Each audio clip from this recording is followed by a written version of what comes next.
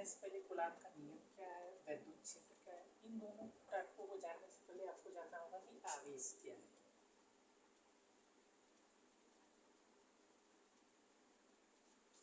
आज से लगभग 250 साल पहले एक वैज्ञानिक थेल्स, इन्होंने क्या किया, एक एम्बर की छड़ लिया और एक ऊन लिया। ट्वेल्थ में आपका पहला चैप्टर है क्या, कूलाम का नियम तथा वैद्युत क्षेत्र, ये 12th की फिजिक्स है। और इस दोनों टाइपों को समझने से पहले कूलाम का नियम क्या है, वैद्युत क्षेत्र क्या है, आपको ये जानना होगा कि आवेश क्या है। और आवेश की खोज किया था किसने, थेल्स ने। इन्होंने एम्बर की छड़ से ऊन को रगड़ा था, तो रगड़ने पर इन्हें क्या प्राप्त हुआ कि मान लीजिए ये एम्बर की छड़ है और ये ऊन है, तो इन दोनों को आपस में रगड़ने पर क्या हुआ कि एम्बर की छड़ में एक ऐसा गुण आ गया जिससे वो छोटे छोटे कागज के टुकड़ों को और वस्तुओं को क्या करने लगा, अपनी ओर आकर्षित करने लगा। फिर से सुनिए, इन दोनों टाइपों को समझने के लिए, इस पूरे चैप्टर को समझने के लिए, ये चैप्टर जिसके अंतर्गत आता है उस यूनिट का नाम है स्थिर वैद्युतिकी।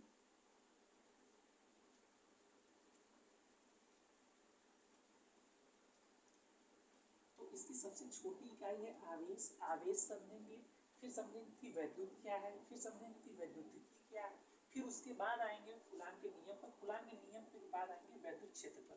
तो इसकी सबसे छोटी इकाई इस चैप्टर की जो है वो क्या है, आवेश। पहले आपको आवेश समझना होगा, उसके बाद ही इस पूरे चैप्टर को आप समझ सकते हैं।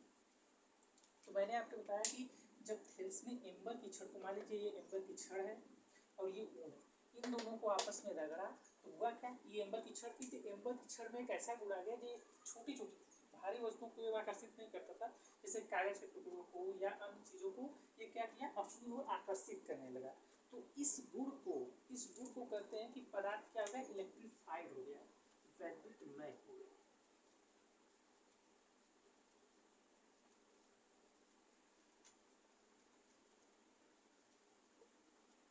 जब ये एम्बर की छड़ ऊन से रगड़ी गई तो ये छोटी छोटी चीज़ों को अपनी ओर आकर्षित करने लगी, उस चीज़ को कहते हैं कि ये विद्युतमय हो गया, ये क्या हो गया, इलेक्ट्रीफाइड हो गया। और ये जिसके कारण होता है उसको कहते हैं वैद्युत।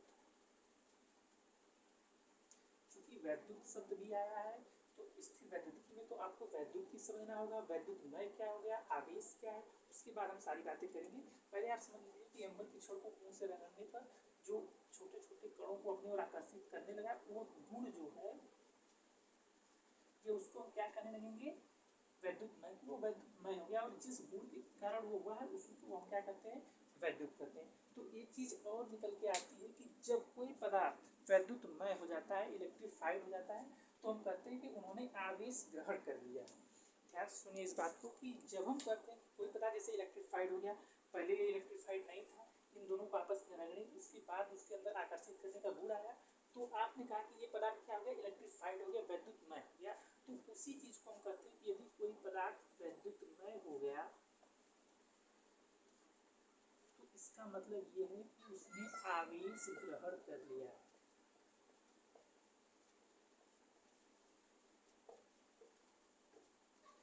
उसने आवेश ग्रहण कर लिया है, या उसी को कहते हैं कि यह एक आवेशित पदार्थ है। देखिए ये बेसिक है, इसलिए मैं इसको बार बार आपको बता रहा हूँ कि इस पूरे फिजिक्स में स्थिर वैद्युतिकी को समझने के लिए आपको सबसे छोटी इकाई आवेश समझना होगा। और आवेश क्या था, मैंने आपको बताया कि जब कोई एम्बर की छड़ को ऊन से रगड़ते हैं, बिल्ली की खाल से एप्नोस की छड़ रगड़ते हैं, बहुत ऐसे उदाहरण हैं, तो पदार्थ क्या होता है, इलेक्ट्रीफाइड हो जाता है, वैद्युतमय हो जाता है। वो जिस गुण के कारण होता है उसे वैद्युत कहते हैं। और जब कोई पदार्थ वैद्युतमय हो जाता है तो हम ये कहते हैं कि वो क्या हो गया है, इलेक्ट्रीफाइड हो गया है, आवेश ग्रहण कर लिया है, या उस पदार्थ को ही हम क्या कहते हैं, आवेशित पदार्थ कहते हैं। तो यहाँ से आपने क्या क्या जाना, आवेश क्या है, आपने जाना वैद्युत क्या है, वैद्युतमय क्या है, और आवेशित पदार्थ क्या है। आवेशित पदार्थ का मतलब कहने का तात्पर्य ये है कि उसने आवेश ग्रहण कर लिया है। चलिए अब हम चलते हैं इसके प्रकार पे।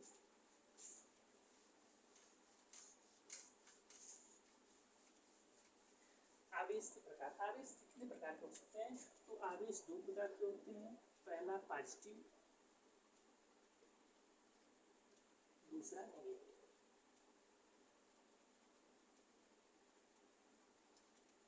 धनात्मक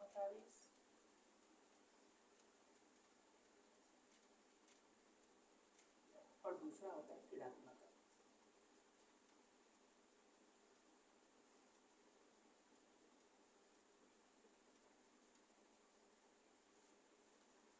धनात्मक आवेश क्या होता है, तो इसको किस साइन से प्रदर्शित करते हैं, कैसे इसको लिखते हैं, तो उससे पहले आपको जानना होगा कि आवेश को अंग्रेजी में चार्ज कहते हैं। क्या कहते हैं, चार्ज कहते हैं। इसे डिनोट करते हैं क्यू से, इसे डिनोट करते हैं स्मॉल क्यू से। कभी कभी न्यूमेरिकल्स में प्लस क्यू कैपिटल क्यू में भी लिखता है, तो इससे आपको घबराना नहीं है। वो कभी कभी प्लस क्यू बड़े से भी डिनोट करता है, लेकिन अक्सर इसका जो सिंबल यूज किया जाता है वह स्मॉल क्यू यूज किया जाता है। यदि धनात्मक आवेश की बात करेंगे तो यहाँ पर क्या हो जाएगा, प्लस क्यू। यदि ऋणात्मक आवेश की बात करेंगे तो माइनस क्यू। फिर से मैं दोहराता हूँ, चैप्टर का नाम कूलाम्ब का नियम तथा वैद्युत क्षेत्र है। ये चैप्टर जिसके अंतर्गत पढ़ रहे हैं उसका नाम स्थिर वैद्युतिकी है। और स्थिर वैद्युतिकी पूरा समझने के लिए आपको जानना होगा आवेश क्या है, विद्युत क्षेत्र क्या है, कूलाम्ब का नियम क्या है। तो उससे पहले मैंने आपको आवेश बताया क्या है, फिर मैं आपको बता रहा हूँ कि आवेश कितने प्रकार का होता है। दो प्रकार का होता है, एक होता है धनात्मक आवेश, एक होता है ऋणात्मक आवेश। और आवेश को अंग्रेजी में चार्ज कहते हैं। इसको कभी कभी न्यूमेरिकल के टर्म में जब हम यूज करते हैं तो बड़े क्यू के रूप में डिनोट करते हैं। वैसे अक्सर ये आपको सारे थ्योरीज में या मतलब जहाँ भी आप देखेंगे ये स्मॉल क्यू यूज किया जाएगा। पॉजिटिव आवेश के लिए प्लस क्यू इस्तेमाल करेंगे और निगेटिव आवेश के लिए माइनस क्यू इस्तेमाल करेंगे। चलिए, तो इसके अब गुण क्या है ये आप देखते हैं। पहले मैंने आपको बताया कि जब कोई पदार्थ आवेशित हो जाता था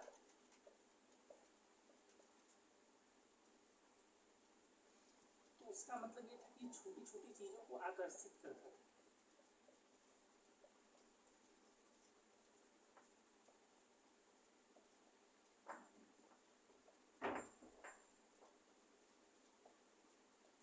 हमने आपको बताया कि जब एम्बर की छड़ को आपने रगड़ा था किससे, ऊन से, तो वो छोटे छोटे कागजों को आकर्षित करता था। लेकिन यहाँ मैं आपको बता रहा हूँ कि आवेश दो प्रकार का होता है। इसका मतलब मान लीजिए ये एक छड़ है, इस पे मान लीजिए प्लस क्यू आवेश है, इस पे मान लीजिए माइनस क्यू आवेश है। तब इस दशा में ये क्या करेंगे, एक दूसरे को आकर्षित करेंगे। लेकिन यदि हम ऐसे छड़ की कल्पना करते हैं जिसपे दोनों पे प्लस आवेश है या दोनों पे ऋण आवेश है, तो इस दशा में वे एक दूसरे को प्रतिकर्षित करेंगे। फिर से सुन लीजिए, देखिए पहले हमने आपको केवल आकर्षित करने की बात बताई, लेकिन जब मैंने आवेश के प्रकार में घुसा, इसके अंदर आया, तो पता चला कि ये दो प्रकार का होता है। एक होता है धनात्मक आवेश, एक होता है ऋणात्मक आवेश। यहाँ से कैसा टर्म निकल के आया, ये टर्म निकल के आया कि मान लीजिए ये दो छड़ है या ये एम्बर की छड़ या ऊन है, आप मतलब एक ही चीज नहीं रखेंगे आप। अब इसमें क्या मानेंगे, एक रॉड है जिसपे क्या है प्लस आवेश है, दूसरे रॉड पे क्या है माइनस आवेश है। आप इसको यहाँ पर प्लस क्यू और माइनस क्यू से डिनोट कर सकते हैं। तो ये दोनों आपस में क्या करेंगे, आकर्षित करेंगे। लेकिन यदि दोनों छड़ पर दोनों पे ऋण आवेश है या दोनों पे धन आवेश है, चलिए मैं इसको अलग अलग कर देता हूँ। देखिए ये ए है, ये बी है, ये सी। यदि दोनों पे ऋण आवेश रहेंगे, मतलब सजातीय आवेश, समान प्रकार के आवेश एक दूसरे को क्या करते हैं, प्रतिकर्षित करते हैं। और विपरीत प्रकार के आवेश जो होते क्या होते हैं, एक दूसरे को आकर्षित करते हैं। तो इससे एक बात निकल के आई क्या, उसको थ्योरी के रूप में लिख देते हैं।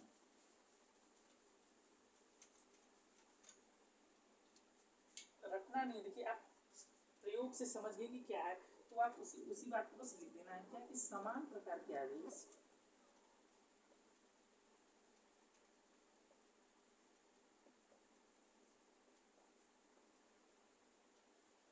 एक दूसरे को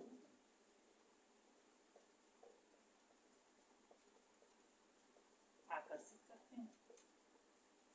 सॉरी, समान प्रकार के आवेश रहेंगे तो एक दूसरे को प्रतिकर्षित करेंगे, प्रतिकर्षित करते हैं। और विपरीत प्रकार के आवेश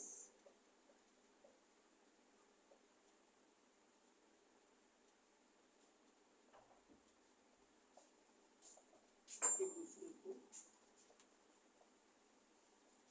आकर्षित।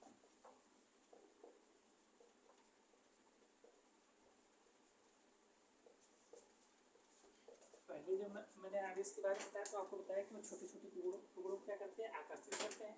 तो वहाँ पर आवेश के बारे में आपको लिखना जानते थे कि वे कहीं ना कहीं चीज़ों को आकर्षित करते हैं, लेकिन जब इसके प्रकार में आए तो दो प्रकार के आवेश होते हैं, पॉजिटिव आवेश, नेगेटिव आवेश। तो आप पॉजिटिव नेगेटिव जब आए तब आपको पता चला कि नहीं, जब समान प्रकार के आवेश रहेंगे, दोनों प्लस प्लस रहेंगे या दोनों माइनस माइनस रहेंगे, तो एक दूसरे को क्या करेंगे, प्रतिकर्षित करेंगे। और विपरीत प्रकार के आवेश प्लस माइनस या माइनस प्लस रहेंगे तो क्या करेंगे, दूसरे को आकर्षित करेंगे। अब हम इसकी आवेश की व्याख्या, भाई धन ऋण ये आया कहाँ से, अब इसको हम जानेंगे इलेक्ट्रॉन सिद्धांत के माध्यम से। धनात्मक आवेश किसको कहते हैं, ऋणात्मक आवेश किसको कहते हैं, इसके बारे में हम जो है चर्चा करेंगे।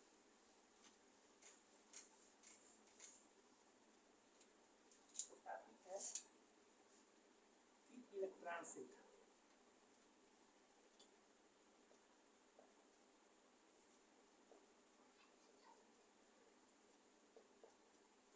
इलेक्ट्रॉन सिद्धांत में क्या होता है, इलेक्ट्रॉन की कमी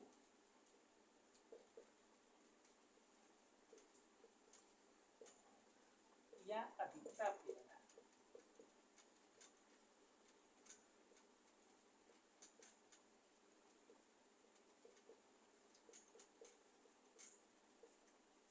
तो इस चैप्टर में पहले हमें आवेश के बारे में जानना था, तो हमने आवेश के बारे में सीखा। उसके बाद टॉपिक क्या थी, इलेक्ट्रॉन के आवेश के प्रकार, दो प्रकार के होते हैं, धनावेश, ऋणावेश। और हम अब कैसे कहेंगे कि नहीं, मतलब कोई प्लेट है तो आप क्यों कहेंगे कि इस पर प्लस क्यू चार्ज है, इस पर माइनस क्यू चार्ज है, इसका इलेक्ट्रॉन सिद्धांत क्या है। ये प्रश्न तो उठता है ना कि जैसे दो प्लेटों में आपको जो समझाया कि बताइए ये विपरीत आवेश है, दूसरे को क्या करेंगे, हमेशा आकर्षित करेंगे। लेकिन हम इस चीज़ की व्याख्या करने जा रहे हैं कि आखिरकार इस पर प्लस आवेश कैसे आया, इस पर माइनस आवेश कैसे आया। तो इसकी जो व्याख्या होती है वो हमेशा इलेक्ट्रॉन सिद्धांत से की जाती है, जिसे अरिस्टॉटल का नाम है कि इलेक्ट्रॉन की कमी या अधिकता का आधारित, अर्थात इलेक्ट्रॉन की कमी होगी तब क्या होगा, इलेक्ट्रॉन की अधिकता होगी तब क्या होगा। इससे जाने से पहले आप जानेंगे कि परमाणु क्या होता है। पदार्थ आप जानते हैं, तो हम चर्चा जिसकी भी करेंगे कोई ना कोई पदार्थ होगा। भाई ये प्लेट है, किसी की भी हो, ये पदार्थ है। पदार्थ किससे मिलकर बना है, परमाणु से मिलकर बना है। और परमाणु में क्या होता है, एक न्यूक्लियस होता है, एक नाभिक होता है, तो इसके चारों ओर कक्षाएं होती हैं जिसमें क्या गति करते हैं, इलेक्ट्रॉन गति करते हैं।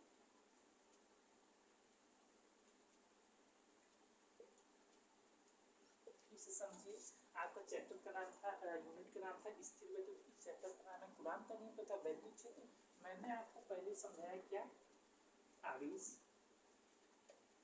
आवेश के बाद हमने आपको समझाया क्या, वैद्युत। वैद्युत के बाद हमने सीधा आया क्या, आवेश कितने प्रकार के होते हैं, आवेश के प्रकार। और आवेश के प्रकार के बारे में जब अंदर आए तो हम बता रहे हैं कि ये किस आधार पर हम कहेंगे कि ये प्लेट प्लस आवेशित है, ये निगेटिव, किस आधार पे कहेंगे, तो उसके बारे में चर्चा कर रहे हैं। तो आप देखिए, कोई भी भाई ये प्लेट है या कुछ भी है, ये वस्तु है, ये पदार्थ है, और पदार्थ छोटे छोटे परमाणुओं से मिलकर बना होता है। और परमाणु में क्या होता है, इसके चारों ओर इलेक्ट्रॉन गति करते हैं, बीच में एक नाभिक होता है जिसमें क्या होता है, प्लस आवेश होता है। और इसमें क्या होता है, प्रोटॉन। लेकिन नाभिक के अंदर क्या करेंगे, प्रोटॉन प्लस न्यूट्रॉन। इसके चारों ओर ये जो मोशन करते हैं ये क्या है, इलेक्ट्रॉन। देखिए इसका नाम ही है इलेक्ट्रॉन सिद्धांत। तो अब आपको ये जानना होगा कि इसके बारे में आगे आप डिटेल में पढ़ेंगे, लेकिन ये जानना होगा कि पदार्थ जो होता है परमाणु से मिलकर बनाता है। परमाणु में एक अंदर न्यूक्लियस होता है, एक नाभिक होता है, चारों ओर इलेक्ट्रॉन मोशन करते हैं। तो होता क्या है इसमें, जैसे मान लीजिए किसी पदार्थ से आप इलेक्ट्रॉन को हटा दिए, जैसे मान लीजिए मैं इलेक्ट्रॉन को क्या कर दिया, दो इलेक्ट्रॉन निकाल दिया, तो इलेक्ट्रॉन पे हमेशा निगेटिव चार्ज होता है। इस चीज़ को अपने दिमाग में रखिए कि इलेक्ट्रॉन पे, इसके बारे में आगे बहुत डीप में पढ़ाना है, तो इसके बारे में अभी चर्चा नहीं कर रहा हूँ। बस आप जानते रहिए कि हाँ एक पदार्थ है, न्यूक्लियस करके कोई चीज़ होती है जिसमें प्रोटॉन प्लस न्यूट्रॉन होते हैं, और इलेक्ट्रॉन इसके चारों चक्कर लगाते हैं। आप 10 में 11 में इसके बारे में पढ़े हैं।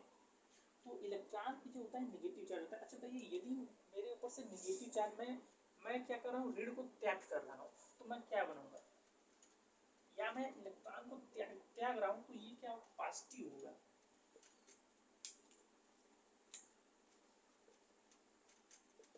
मान लीजिए इलेक्ट्रॉन ऑलरेडी दो थे, एक इलेक्ट्रॉन इसने ऑब्जर्व कर लिया। अब इस स्थिति में करेंगे क्या करेंगे कि ये और ज़्यादा निगेटिव हो गया, तो इसको अब इसी को हम कहते हैं निगेटिव। फिर से समझिए, ये प्लेट प्लस आवेशित क्यों है? ये प्लेट प्लस आवेशित इसलिए कहीं ना कहीं इसने इलेक्ट्रॉन इस प्लेट को डोनेट किया है और इसने इलेक्ट्रॉन ग्रहण करके खुद को ऋण आवेशित बनाया है, और इसने इलेक्ट्रॉन देकर, मतलब ये इलेक्ट्रॉन इस क्या करेगा देकर, मतलब ये धनावेशित हुआ। इसका इलेक्ट्रॉन की कमी, यहाँ पर इलेक्ट्रॉन की कमी, देखिए मैं इस चीज को आपके इस हेडिंग से जोड़ना चाहता हूँ कि यहाँ पर कहीं ना कहीं ये धन आवेशित है, इसका मतलब यहाँ पर इलेक्ट्रॉन की कमी है, और ये ऋण आवेशित है, इसका मतलब ये यहाँ पर इलेक्ट्रॉन की क्या है, अधिकता है। फिर से समझिए, आवेश समझ के क्या हो गया? पहले आवेश को मैंने बताया कि किसी को मतलब दो प्रकार के होंगे, समान प्रकार के आवेश एक दूसरे को प्रतिकर्षित करेंगे, और विपरीत आवेश जो होंगे एक दूसरे को आकर्षित करेंगे। उसके बाद हमने ये इलेक्ट्रॉन सिद्धांत बताया, और इलेक्ट्रॉन सिद्धांत से बताने से पहले मैंने आपको बताया कि कोई वस्तु एक पदार्थ होती है, एक मैटर होती है, जो क्या होती है, परमाणु से मिलकर बनी होती है। और परमाणु के अंदर के स्ट्रक्चर मैंने आपको बताया कि इसमें एक नाभिक होता है जिसमें प्रोटॉन और न्यूट्रॉन होते हैं, और न्यूट्रॉन पे कोई चार्ज नहीं होता, प्रोटॉन पे प्लस आवेश होता है। इसके चारों ओर इलेक्ट्रॉन गति करते हैं, जिसको ई माइनस की तरह दिखाया जाता है। तो हमने आपको बताया कि इलेक्ट्रॉन की कमी और अधिकता पर आधारित, तो ये प्लेट आखिरकार पॉजिटिव क्यों हुई? क्योंकि इसने कहीं ना कहीं इलेक्ट्रॉन को डोनेट किया है। यहाँ पर इलेक्ट्रॉन की कमी है, अर्थात ये पॉजिटिव है, और इन्होंने इलेक्ट्रॉन को ज़्यादा से ज़्यादा ऑब्जर्व किया है, तो इसका मतलब ये क्या है, ये निगेटिव है। बस यही इतना थोड़ा सा सिद्धांत है, और ये याद रखिए, इस प्लेट पे जितना प्लस आवेश आएगा, मान लीजिए इसमें +5 कूलाम, अब देखिए मैं कूलाम शब्द का इस्तेमाल कर रहा हूँ, लेकिन ये टॉपिक आगे है, थोड़ी सी आगे कूलाम मैंने क्यों यूज किया, तो इसका रीजन बता रहा हूँ। जो चाहे प्लस क्यू आवेश हो चाहे माइनस क्यू आवेश हो, इसको हम कूलाम में ही ऑब्जर्व करते हैं। इसका जो मात्रक होता है वो क्या होता है, कूलाम होता है।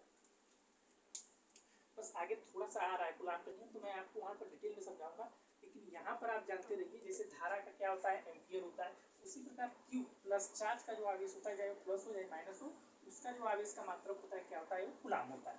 चलिए, मैं यहाँ पर अभी कूलाम नहीं दिख रहा हूँ, आप डिस्टर्ब हो जाएंगे, कूलाम शब्द नया जोड़ नहीं क्यों, तो चलिए मैं यहाँ पर +5 क्यू लिख रहा हूँ। अब आप समझ रहे हैं, क्योंकि हमने बताया था कि चार्ज को हमेशा क्यू से डिनोट करते हैं। मान लेते हैं कि इस पे प्लेटों पे कोई चार्ज नहीं था, ठीक है, चलिए हटा देते हैं।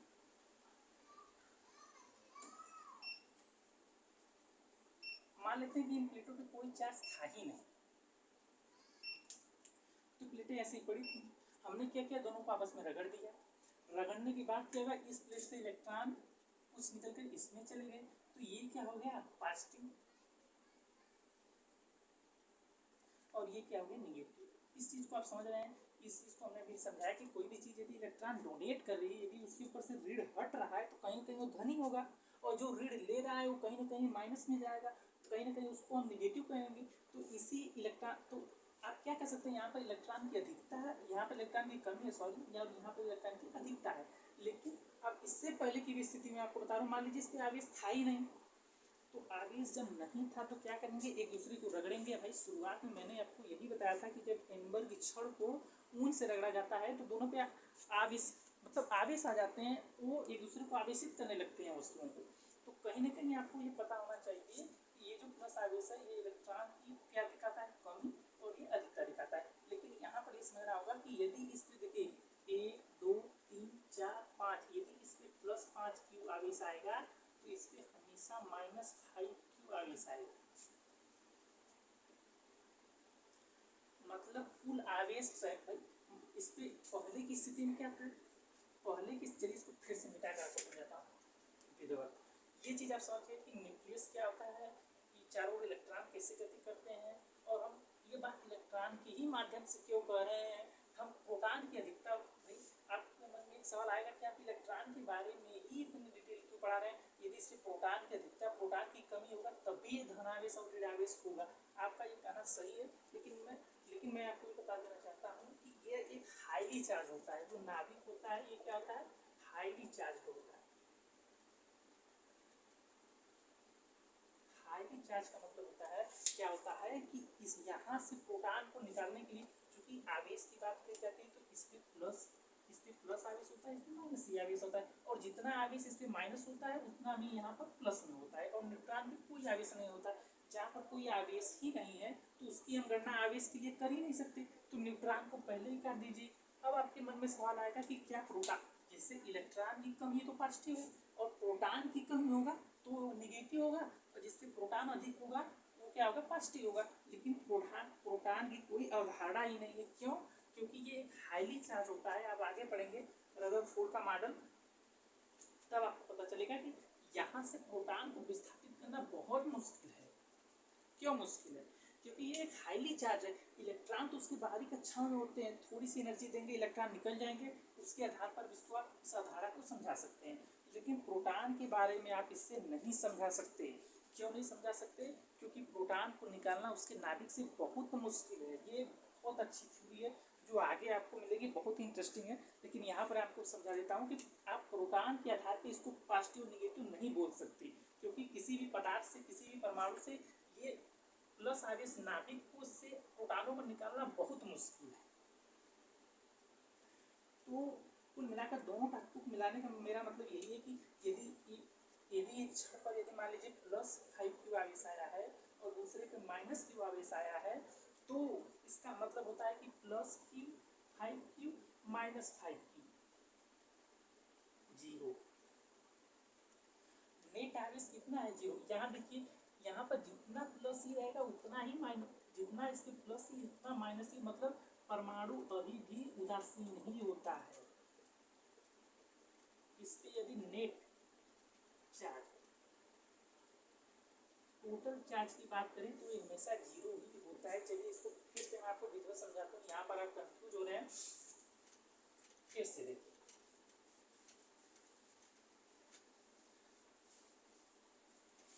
अच्छा इलेक्ट्रॉन रखे यूज कर रहे हैं, यहाँ पर इलेक्ट्रॉन की कमी या अधिकता पर क्यों कर रहे हैं, ये बात आपको समझ में आ गई। क्योंकि इलेक्ट्रॉन को ही एक परमाणु की कक्षाओं से निकलना आसान होता है। धन आवेश यहाँ पर जो प्रोटॉन है उसको निकालना बहुत कठिन है। इस चीज़ को आप समझ पाए। और ये एक चीज़ और समझ पाए कि यहाँ पर आप जितने भी इलेक्ट्रॉन देख रहे हैं, जितने भी निगेटिव चार्ज होते हैं, उतना ही नाभिक में पॉजिटिव चार्ज भी होता है। इसका मतलब क्या होता है कि एक परमाणु ऑलवेज विद्युत उदासीन होता है, अर्थात उस पर हमेशा नेट आवेश 0 ही रहता है।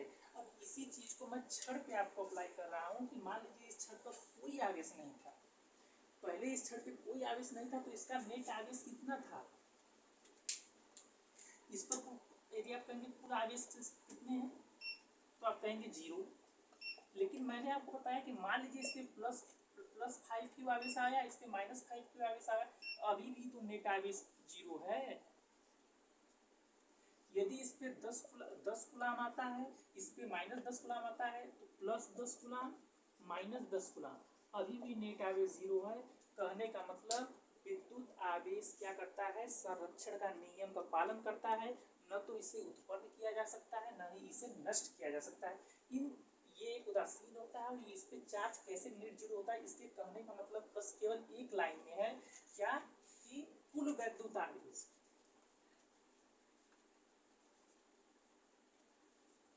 कुल वैद्युत आवेश हमेशा संरक्षित रहता है।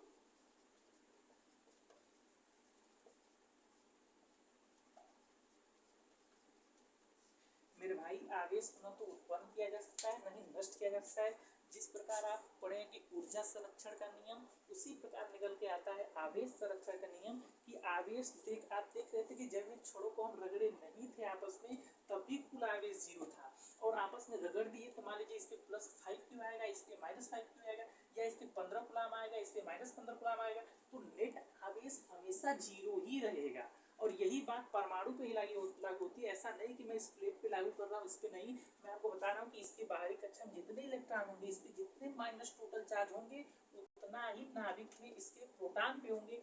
यहाँ पर भी नेट आवेश 0 होता है, अर्थात कुल वैद्युत आवेश संरक्षित रहता है। एक बार फिर से समझिए हमने क्या क्या सीखा।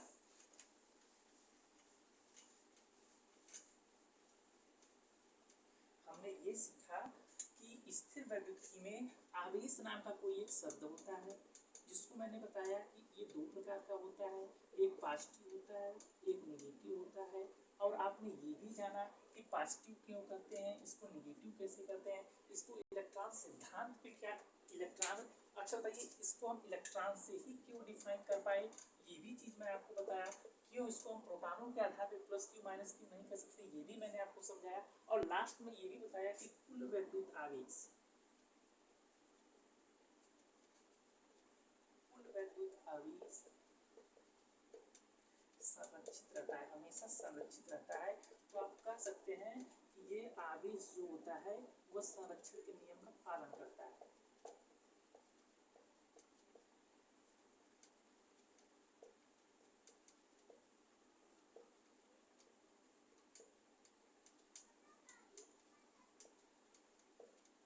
ये जो संरक्षण का नियम है ये आपके सामने कोई पहली बार नहीं आ रहा है। आप 11 में थे तो आपके ऊर्जा संरक्षण का नियम, संवेग संरक्षण का नियम, तो वहाँ पर भी हमने वही सेम चीज़ यहाँ आवेश पे भी लागू होती है। वहाँ पर हमने सीखा क्या था कि ऊर्जा न तो उत्पन्न हो सकती है न नष्ट हो सकती है, उसके स्वरूप को केवल चेंज किया जाता है।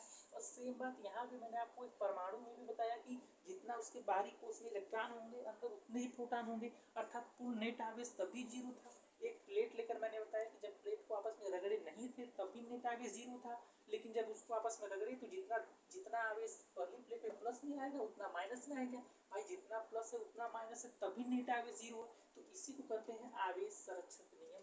क्या बताइए यहाँ तक चीजें क्लियर है, तब मैं आगे चलूँ। तब आता है सब कूलाम। कूलाम कहाँ से आता है, हालांकि किताब में तो थ्योरेटिकल किया, लेकिन मैं आपको एक फार्मूले से बता रहा हूँ, इसको समझिए कि कूलाम है क्या। Q equal to I T एक फार्मूला होता है,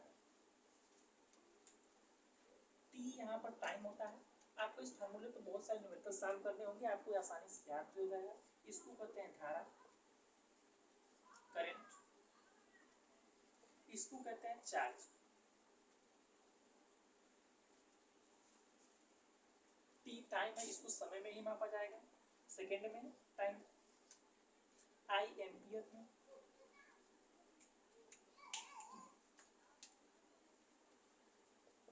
और ये कूलाम। और इस फार्मूले को ध्यान से देखिए, Q equal to I T, इसके आधार पर मैं कूलाम को, धारा को, टाइम को, किसी को भी परिभाषित कर सकते हैं यहाँ से।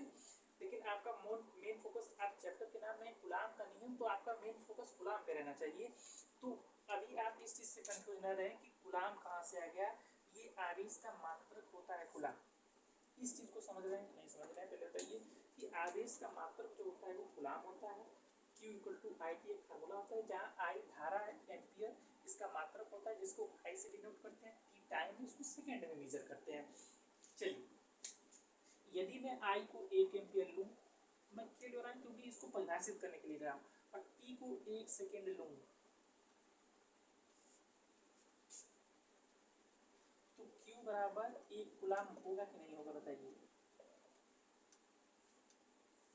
तो 1 कूलाम क्या है, यदि किसी तार में या कोई भी आपके पास इलेक्ट्रिक चीज है, उसमें तार में यदि आप 1 एम्पियर की धारा प्रवाहित कर रहे हैं, यदि आप उसमें 1 एम्पियर की धारा 1 सेकेंड के लिए प्रवाहित कर रहे हैं, तो उस तार से गुजरने वाले कुल आवेश की मात्रा 1 कूलाम होगी। क्या ये बात आप समझ पा रहे हैं कि नहीं समझ पा रहे हैं? चलिए फिर से समझाता मैं आपको ये चीज, बेसिक है, थोड़ा ध्यान से समझिए। चलिए मान लीजिए कोई तार है, आपके घर में एक वायर है, तो मैं आपके वायर से समझाना चाहता हूँ कि इसमें आप कब कहेंगे कि 1 कूलाम आवेश प्रभावित हो गया।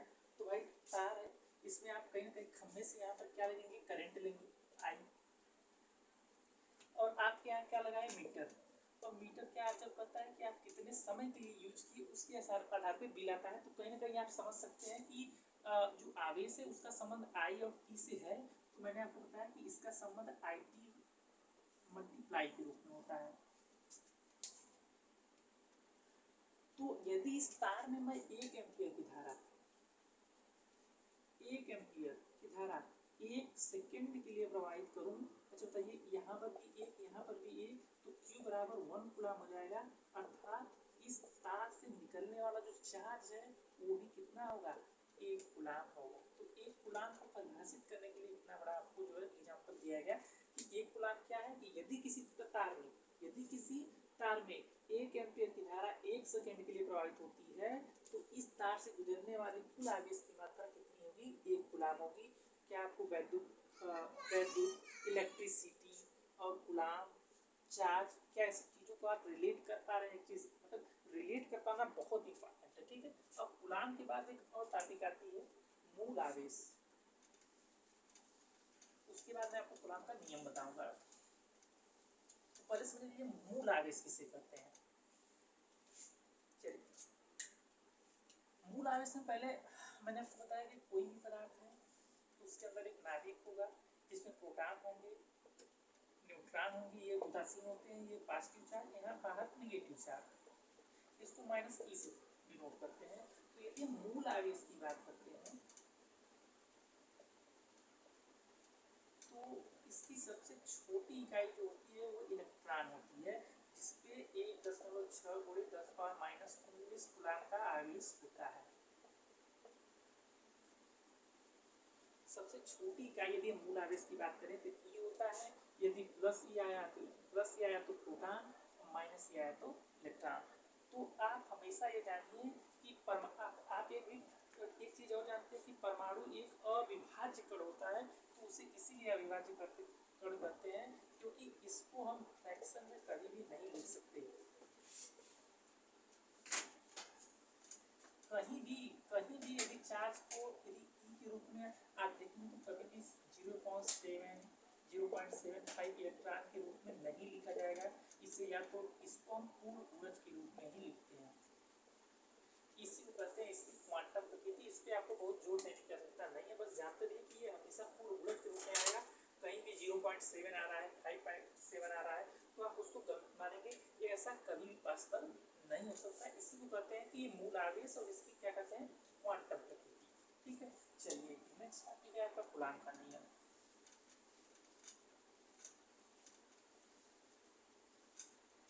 कूलाम का नियम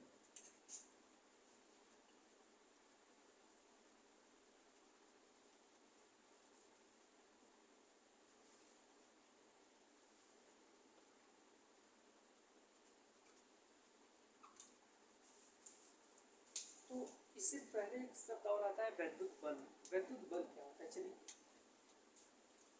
मैंने आपको बताया कि यदि समान प्रकार के आवेश हैं, मान लीजिए इस प्लेट पे पूरे धन आवेश है, इस प्लेट पे धन आवेश है, तो एक दूसरे को प्रतिकर्षित करते हैं। कहीं ना कहीं प्लेटों को पास लाएंगे तो ये दूर जाने की प्रयास करेंगे। और यहाँ पर यदि एक प्लस है और एक माइनस है तो ये क्या करेंगे, दूसरे को अट्रैक्ट करेंगे, आकर्षित करेंगे।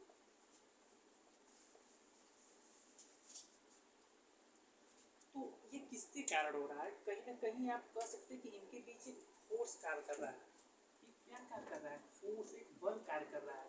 भाई दो प्लेटें हैं, एक दूसरे से दूर दूर जा रही हैं और एक दो प्लेटें पास आ रही हैं, तो कहीं ना कहीं आप कह सकते हैं कि चार्जों के बीच क्या कर रहा है, एक फोर्स काम कर रहा है। तो यहाँ पर ये जो फोर्स काम करता है उसी को कहते हैं क्या, वैद्युत बल।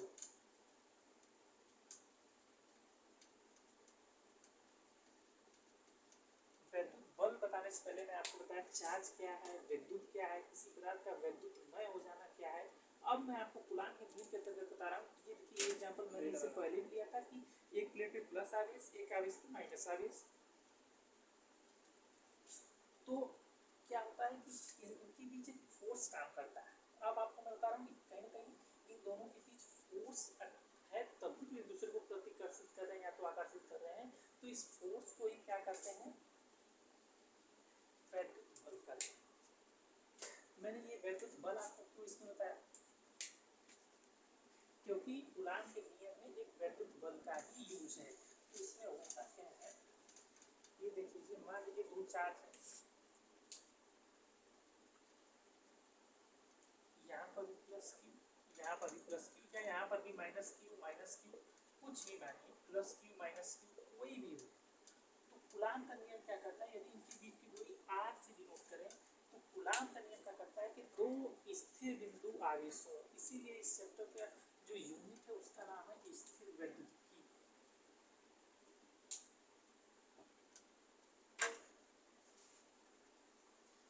यहाँ पर जब भी हम बात करेंगे तो कम से कम एक चार्ज को तो फिक्स करके ही बात करेंगे। यहाँ पर दोनों चार्ज मान लीजिए फिक्स है, कूलाम का नियम दोनों फिक्स चार्ज है, केवल एक चार्ज का आप मोशन कराएंगे, यहाँ पर दोनों चार्ज फिक्स है, इसीलिए इस यूनिट का नाम है स्थिर वैद्युतिकी। यहाँ पर जब भी बात होगी चार्जों की स्थित होने की बात करेगी, वो कभी भी मोशन नहीं करेंगे, इसीलिए इसका नाम क्या है स्थिर वैद्युतिकी।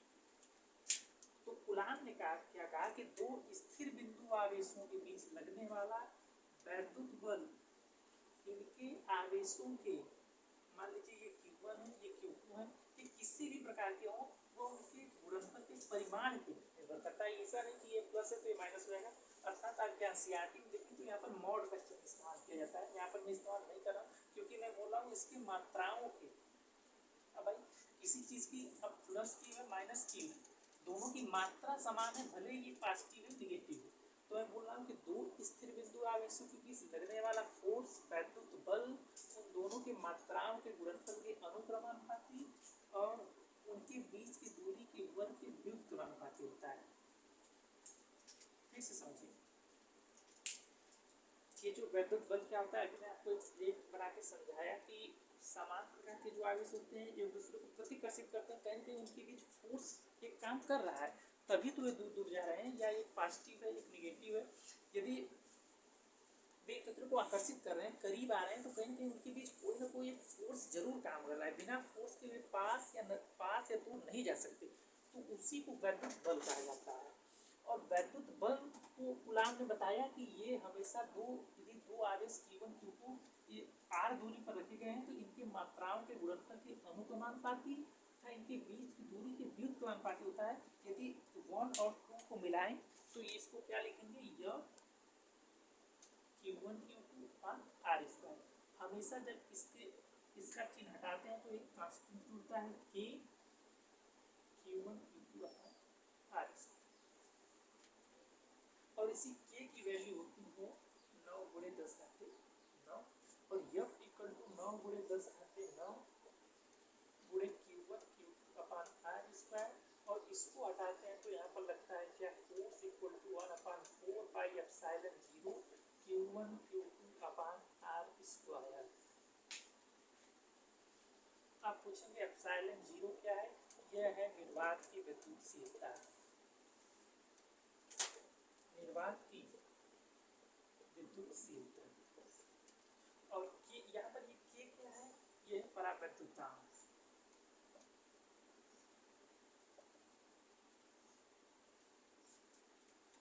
और इसी समीकरण को क्या कहते हैं, कूलाम के नियम का ये समीकरण है, equal to 1 upon 4 pi epsilon 0 Q1 Q2 upon r square. याद रखिए k क्या है, माध्यम का परावैद्युतांक। अब ये क्या होता है, देखिए कोई भी आवेश है आप उसको एयर में रखे हैं, वाटर में रखे हैं, या किसी अन्य केमिस्ट्री के जरिए विलयन में रखे हैं, या और किसी चीज़ में रखे हैं, तो k की वैल्यू क्या होती है उसी पर डिपेंड करती है। और ये जो एप्सिलॉन 0 है ये निर्वात की विद्युतशीलता है, अर्थात ये निर्वात के लिए है। मान लीजिए कि आप जल में रखे हैं तो वहाँ पर k की वैल्यू बदल जाएगी, यदि आप किसी मीडियम में रखे हैं तो यम क्या हो जाएगा 1 upon 4 pi epsilon 0 k into Q1 Q2 upon r square. तो यदि आप किसी मीडियम में रखेंगे तो यहाँ पर k की वैल्यू क्या, और अच्छा भाई यदि किसी फोर्स को मीडियम में रख रहे हैं तो क्या होता है, ये इसमें भाग होगा, कहीं ना कहीं ये बल क्या होगा, कम होगा। फिर से समझिए कि F is directly proportional to Q1 Q2, ये इनवर्सली प्रोपोर्शनल होता है, इसको जब हटाएंगे तो एक कांस्टेंट जुड़ता है जिसको कहते हैं माध्यम का परावैद्युतांक। माध्यम का परावैद्युतांक इस पे निर्भर करता है कि ये एयर में है, वाटर में या किस चीज़ में है। लेकिन जब इसको आप मीडियम में रखते हैं तो यहाँ पर एक k और जुड़ जाता है। लेकिन अब अच्छा बताइए किसी चीज़ में k से, अब इतना फोर्स में आप k से भाग देंगे तो क्या होगा, कहीं ना कहीं फोर्स कम होगा, अर्थात निर्वात में फोर्स हमेशा ज़्यादा होगा क्या, माध्यम में फोर्स। यदि किसी चार्ज को आप माध्यम में रख रहे हैं तो उस पर लगने वाला फोर्स हमेशा निर्वात में रखे गए जो आवेश है उसमें जो फोर्स लग रहा है, चाहे वो आकर्षण वाला हो चाहे प्रतिकर्षण वाला हो, वो हमेशा ज़्यादा होगा क्योंकि k की भाग यहाँ पर की जा रही है। और एप्सिलॉन नॉट क्या है, इसको एप्सिलॉन नॉट या एप्सिलॉन 0 बोलते हैं, यह है निर्वात की विद्युतशीलता। तो चलिए एक चीज और रह गई है समझाने के लिए। यदि आप ध्यान से देखेंगे तो आपको पता चलेगा कि 11 गुरुत्वाकर्षण का एक चैप्टर पढ़े हैं जहाँ पर आपको बताया जाता है कि F इक्वल टू गुरुत्वाकर्षण बल जो होता है Gm1m2/r²। यदि आप कूलाम के नियम को भी ध्यान से देखें तो आपको पता चलेगा कि यदि इसको हम k ही माने तो ये Q1 Q2/r² दोनों की सिमिलरिटी आप देख पा रहे हैं कि बस जहाँ मास था वहाँ पर इसने Q1 Q2 ले लिया है, और जहाँ पर गुरुत्वाकर्षण सार्वत्रिक गुरुत्वाकर्षण नियतांक है वहाँ पर हमने नियतांक किया है दूरी का वर्ग है, दूरी का वर्ग लिया है। तो इन दोनों में समानता क्या है या समानता क्या नहीं है, क्या भिन्न है, वो हम जानेंगे। तो आपको ये जानना होगा कि ये जो गुरुत्वाकर्षण बल है ये हमेशा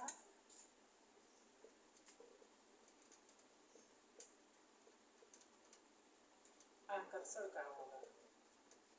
अर्थात यदि दो वस्तुएं हैं m1 m2 तो ये हमेशा आकर्षण पर ही आधारित है। लेकिन मैंने आपको बताया कि आवेश दो प्रकार के होते हैं, पॉजिटिव नेगेटिव। वो दूसरे को आकर्षित भी करते हैं और प्रतिकर्षित भी करते हैं। लेकिन इससे यह तात्पर्य सिद्ध होता है कि ये जो वैद्युत बल है कूलाम का या तो आकर्षण का हो सकता है या प्रतिकर्षण, दोनों का हो सकता है। एक अंतर आपने जाना कि ये आकर्षण का भी हो सकता है और प्रतिकर्षण का होता है। लेकिन गुरुत्वाकर्षण बल केवल आकर्षण पर निर्भर करता है, ये प्रतिकर्षित नहीं करता। और इस पे आप जानेंगे ये की है, इसकी वैल्यू हमेशा बदलती रहती है। ये सार्वत्रिक नियतांक इसकी वैल्यू हमेशा फिक्स रहती है। इसका मतलब क्या है कि यह इन माध्यमों पर निर्भर नहीं करता, ये जल में हो, आकाश में हो, वायु में हो, कहीं भी हो, ये जी का मान फिक्स रहता है। लेकिन यहाँ के की वैल्यू बदलती रहती है। यहाँ पर यदि आप 1/4 लिखें और इसको मीडियम में रखें तो यहाँ पर के जुड़ जाता है। तो ये के की वैल्यू जो होती है वो माध्यम पे निर्भर करती है। तो इसका मतलब ये माध्यम पे डिपेंड करता है और ये माध्यम पे डिपेंड नहीं करता है। इसके बीच और अंतर क्या है कि ये हमेशा प्रबल होता है। जो कूलाम का बल का नियम है, ये जो बल होगा ये हमेशा, यदि हम गुरुत्वाकर्षण वाले को Fg लिखते हैं तो ये हमेशा इससे कई गुना बड़ा होता है। यदि दो प्रोटॉनों की बात की जाए, यदि दो प्रोटॉनों के बीच फोर्स की बात की जाए तो यह जो वैद्युत बल होता है वह 10⁻36 गुना बड़ा होता है, और इलेक्ट्रॉनों में और अधिक 10⁻43 गुना होता है। तो यहाँ तक मुझे लगता है आपको कोई दिक्कत नहीं कि कूलाम का नियम क्या था, और वैद्युत क्षेत्र को पढ़ेंगे नेक्स्ट पार्ट में, और आकर्षण बल, प्रतिकर्षण बल